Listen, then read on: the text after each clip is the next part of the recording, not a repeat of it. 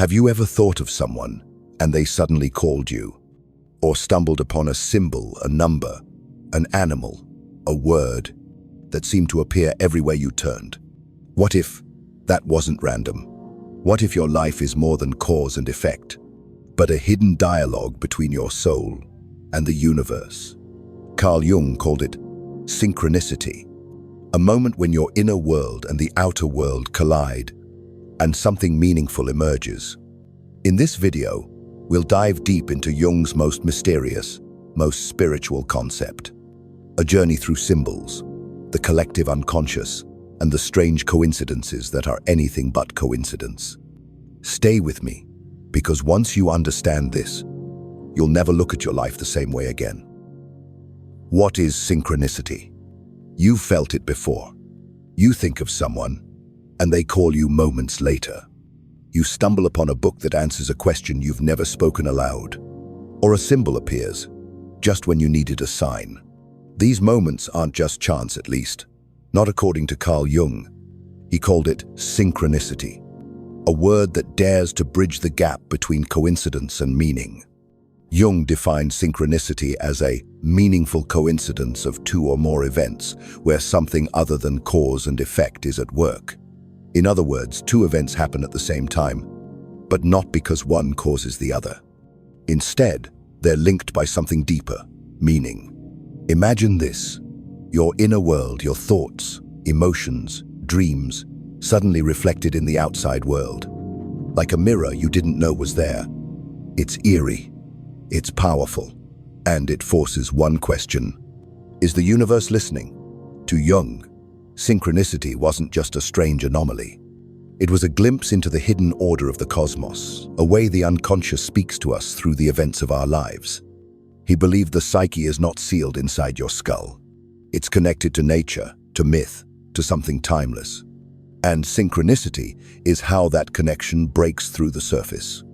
Not every coincidence is meaningful. But when your inner world and outer world begin to echo each other, that's when you stop asking, "Why did this happen?" and start asking, "What is it trying to tell me?" Synchronicity is not superstition. It's an invitation to awareness, a moment when the veil lifts and meaning stands before you, disguised as chance. At what point does a coincidence stop being just chance? When does a random event begin to feel like a whisper from the universe?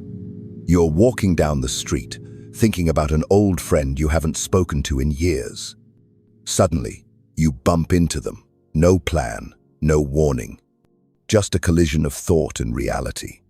Coincidence, or something more?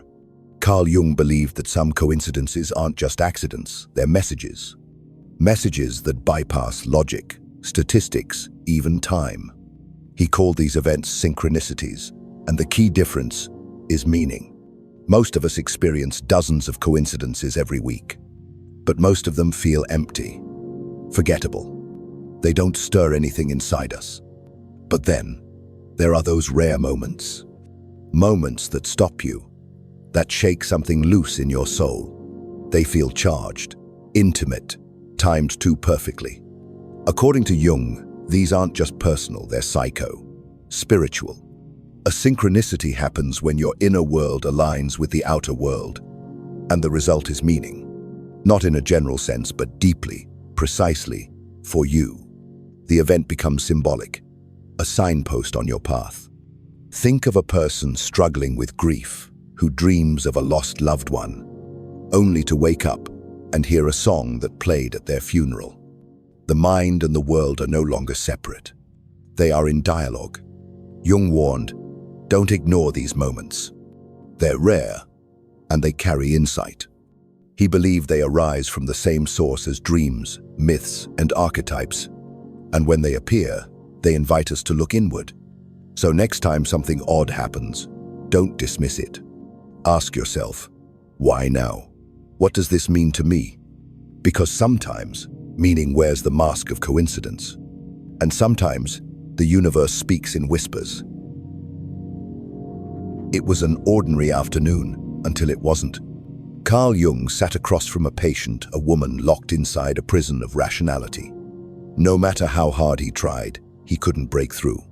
She was brilliant, but emotionally blocked, unreachable.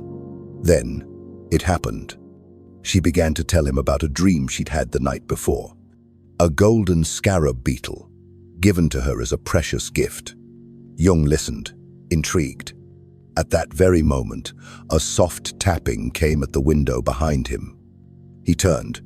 There against all odds was a real scarab-like beetle. Not native to that region. Not something you'd expect. In Zurich, in spring. Jung caught it in his hand, walked to his patient, and said quietly, "Here is your scarab." That moment cracked her shell. She gasped.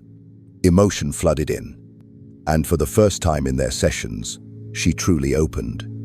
To Jung, this was not just luck. It was a message. A synchronistic event where a symbolic image from her inner world manifested in real time in the outer world. There was no causal connection, but there was meaning. The scarab, an ancient Egyptian symbol of rebirth and transformation, arrived exactly when it was needed, and it mirrored the transformation happening within her psyche. The timing was too perfect, too psychologically precise, to be dismissed. This event changed Jung forever. It confirmed what he had long suspected, that the psyche and the world were not separate realms. They were dancing partners. And sometimes, if you're paying attention, they step in rhythm. The scarab story is more than a tale. It's a reminder that meaning can burst through the cracks of reality when the inner self and the outer world align, not by logic, but by mystery. And that, Jung believed, is synchronicity. The collective unconscious, the source of synchronicity. There's a place beneath your thoughts, a realm you didn't create, but were born into. You can't see it, you can't touch it, yet it shapes your dreams, your fears, even your fate. Carl Jung called it the collective unconscious, a shared psychic layer that connects every human being across space and time. It's older than culture, deeper than memory, and according to Jung, it's the very source of synchronicity. Imagine this: you and a stranger, living on opposite sides of the world. Both dream of the same symbol, a serpent coiled in light. You've never met, yet something ancient has spoken to both of you. How? Because beneath our personal minds lies a shared reservoir, a network of archetypes, myths, and patterns that we inherit, not learn. The mother, the shadow, the hero, the wise old man. These figures rise from the depths of the collective unconscious. They appear in every religion, every story, every dream. When a synchronistic event occurs, it often carries these archetypes: a scarab, a mirror, a storm, symbols that don't belong to just you, but to humanity itself. Synchronicity, Jung believed, is how the collective unconscious erupts into the visible world. It bypasses logic, it bypasses cause and effect, because it's not trying to explain, it's trying to reveal. Asterisk.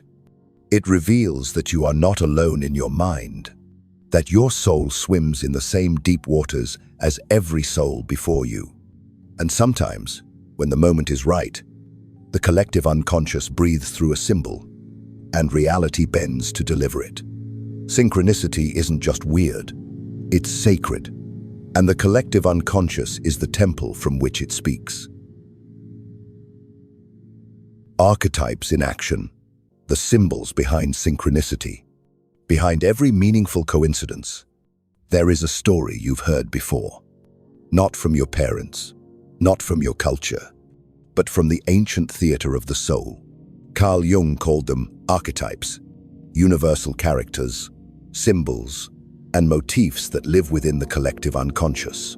They are not learned, they are remembered, because they are part of you. The hero, the shadow, the wise old man, the great mother. These figures appear in every myth, every religion, every dream. They walk with us, speak through us, and sometimes they step out into the world. This is where synchronicity becomes charged, because when a synchronistic event occurs, it often mirrors an archetype. A man survives a brush with death and dreams of a phoenix. A woman meets a mysterious stranger, just as she's seeking direction, and he speaks words she dreamed the night before. Coincidence? Maybe. But Jung would say, an archetype just moved through your life. Asterisk. These archetypes don't need to be visible to be powerful. They shape your behavior, your fears, your longings. They are the psychological DNA of the human species. And synchronicity is how they speak. The mother archetype might appear when you're lost, in the form of a nurturing stranger. The shadow might show itself as an enemy or a dream that haunts you. The hero may emerge just when you need to rise, not just within you, but in the world around you. So when the symbols align, when the external world echoes the internal myth, you're not imagining things. You're witnessing the archetypes in action. Synchronicities aren't just random patterns. They're scenes in the ancient play of humanity. And Jung believed that when we recognize the archetype within them, we begin to awaken to who we truly are. The role of emotion in synchronicity. Have you ever noticed that the strangest coincidences don't happen when you're calm, but when your heart is breaking or your soul is searching? Carl Jung believed synchronicity isn't random. It's emotional. It's driven by intensity, longing, fear, and transformation. In his words, the more emotionally charged the situation, the more likely synchronicities will emerge. Why is that? Because emotion is energy. It stirs the unconscious, breaks the walls between inner and outer reality, and acts like a signal calling out into the unknown. Think of grief. A person loses someone they love, and suddenly, strange signs appear. A favorite song plays at the perfect moment. A bird lands on the windowsill. A whisper from the invisible world, answering the ache. Or love raw, wild, uncertain. You think of someone deeply, and they call. Or you pass them in a place you never expected. Coincidence? Or the universe answering your emotional resonance? Jung taught that our psyche is not a closed system. When our emotions peak, whether in despair or desire, the psyche reaches outward, seeking meaning, healing, or confirmation. And the world seems to answer. Not through logic, not through cause and effect, but through meaningful patterns that speak in symbols, that touch the heart and whisper, "You're not alone in this." It's why synchronicities often arrive during transitions. Heartbreak, illness, awakening, transformation. Moments when your soul is open, when your reality is raw and unfinished. Emotion is the lightning rod. Synchronicity is the strike. And in that flash, you glimpse something greater than chance. You glimpse the soul's dialogue with the universe. Dreams and synchronicity, when the night speaks first. Sometimes, what happens in your dreams whispers of what's coming in the waking world. A stranger you've never met, a symbol you don't understand, and then days later it appears in real life. Coincidence? Or did the dream know? Carl Jung believed that dreams are more than unconscious echoes. They are oracles of the soul, and when they intersect with events in waking life in startling, meaningful ways, we call it synchronicity. You dream of a red bird. It lands beside you the next morning. You dream of an old friend you haven't spoken to in years, and the next day, they call. These aren't just funny moments. They are moments where the border between your inner world and the outer world disappears. In Jungian psychology, dreams are the language of the unconscious. They speak in symbols, stories, and archetypes. And when the same symbols begin appearing in your life, something is aligning beneath the surface. Something ancient, something meaningful.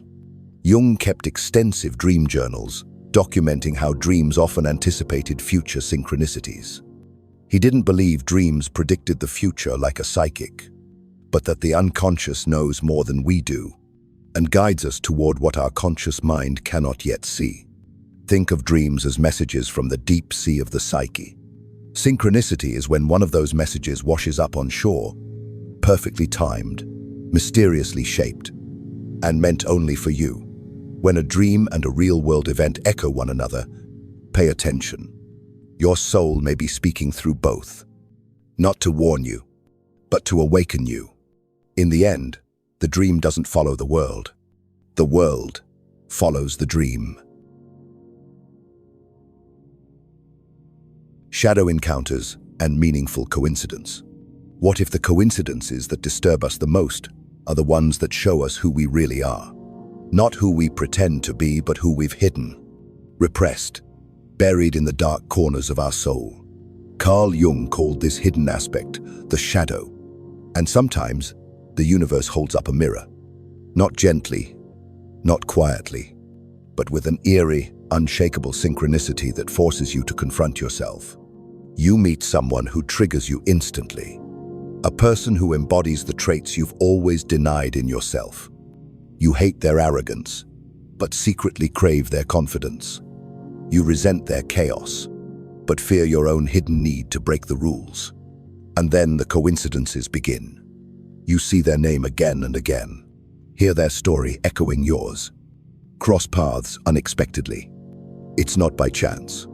It's your unconscious, summoning your shadow in another form. Jung believed synchronicity isn't always comforting. Sometimes, it reveals what you need to heal.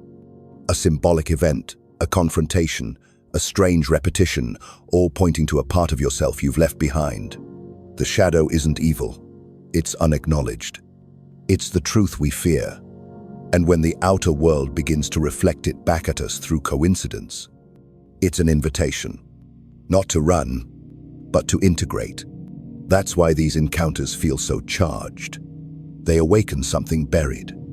They challenge your identity. And the timing, always precise, suggests something beyond logic is at play. So next time life presents you with an unsettling pattern, a face you can't avoid, or a coincidence that rattles you, don't just ask what it means. Ask what it's mirroring. Because when the shadow knocks through synchronicity, it's not trying to scare you. It's trying to bring you home. Synchronicity and the collective unconscious. Have you ever felt like something greater was guiding you? A symbol, a dream, a coincidence, and it felt as if it wasn't just yours, but something ancient, something shared. Carl Jung called this vast, hidden reservoir of meaning the collective unconscious.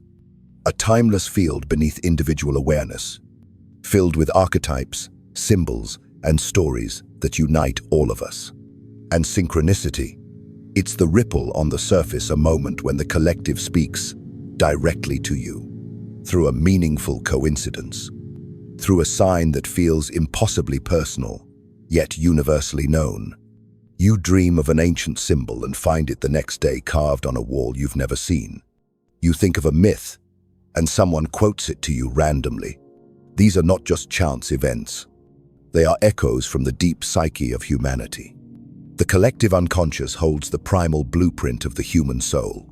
The hero, the shadow, the wise old man, the great mother. Archetypes that appear in every culture, every story, and every dream. Jung believed that synchronicities often emerge when our personal lives begin to align with these deeper currents. When we confront a challenge, and the hero is awakened. When we face our fears, and meet the shadow. The universe responds with symbols, not randomly, but meaningfully. This is why synchronicities feel charged. They carry the weight of something larger than you, like a whisper from the collective, nudging you forward. In those moments when the world speaks your inner truth, when a symbol, a number, a phrase appears exactly when it's needed, pause, listen, because you may not be the only one dreaming. The dream may be dreaming through you, and the collective is listening. Living a life aligned with synchronicity. What if your life was a dialogue, not just with people, but with the universe itself? A subtle back and forth, where meaning whispered through coincidence, and timing was the language of the soul. Carl Jung didn't believe in a chaotic world. He believed in a meaningful one. A world where synchronicity isn't rare, it's ignored. It's not that the universe doesn't speak. It's that we've forgotten how to listen. To live aligned with synchronicity is to walk awake. It's to notice when your inner state is reflected in the outer world. To trust the moment that feels too perfect to be chance. And to follow the thread, even when you don't know where it leads. Jung taught that meaning isn't manufactured, it's discovered. It appears when you become psychologically attuned, when you stop chasing control and start dancing with reality. When you're willing to be moved. You think of an old friend, and they call you hours later. You dream of water, and the next day, it rains after weeks of drought. You read a word that speaks to your struggle, and then hear it again on a stranger's lips. These are not just moments, they are invitations. To live in synchronicity is to live meaningfully, to see the divine in the details, to believe your life is interwoven with something larger, a pattern, a pulse, a presence. This path isn't about superstition, it's about attention. Attention to dreams, to symbols, to the strange alignment of soul and season. So slow down. Look twice at what repeats. Follow what stirs your heart even if you can't explain it. Because when you begin to live in harmony with synchronicity, life stops being a series of accidents. It becomes a conversation with the cosmos. So, maybe the world isn't as silent as we think. Maybe the universe doesn't shout. It whispers. Through dreams, through symbols, through that perfect moment that defies all logic but feels undeniably right. Carl Jung gave us a key, not just to understanding the psyche, but to feeling the pulse of something timeless, something shared. You don't need to control everything. You just need to pay attention. Because synchronicity doesn't demand belief. It invites awareness. And once you start listening, life becomes more than events. It becomes meaning. If this video resonated with you, subscribe, share, and stay tuned. Your next synchronicity could be one click away.